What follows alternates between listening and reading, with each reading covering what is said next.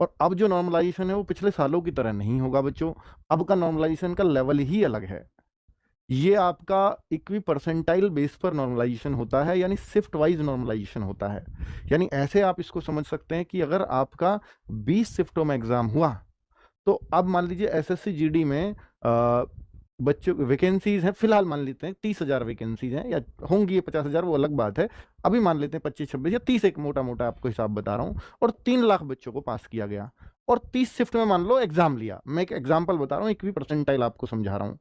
तो 3 लाख बच्चों को, सॉरी, 30 शिफ्टों में जब ये एग्जाम लेंगे, और जो वो है इक्वी परसेंटाइल मेथड, तो उसमें क्या होगा कि 3 लाख बच्चों को ये फिजिकल के लिए पास करेंगे, उन 3 लाख बच्चों को 30 शिफ्टों में बराबर बराबर बांटा जाएगा। तो अगर हम देखें कि भाई 3 लाख में 30 का अगर मैं भाग दूंगा, तो हर शिफ्ट के हिस्से में 10-10 हजार बच्चे आएंगे।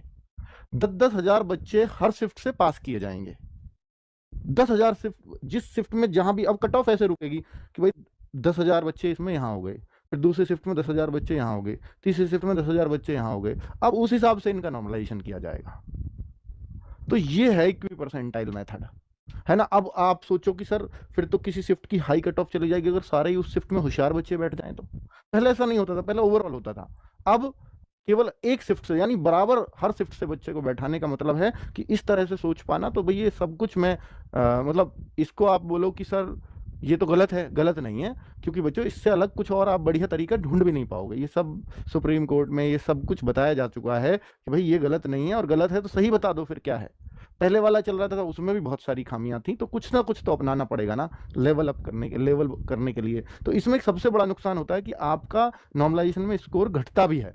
अब तक आप देख रहे होंगे कि सबका बढ़ता ही था, अब यहाँ घटेगा भी अच्छा खासा। और बच्चों के साथ हुआ भी है। सीएचएसएल में मैंने एक वीडियो भी बनाई थी कि बच्चों के 20-20, 25-25 नंबर कम भी हुए हैं। तो नॉर्मलाइजेशन भी असर डालता है, तो भाई उसके लिए भी हमें तैयार रहना होगा।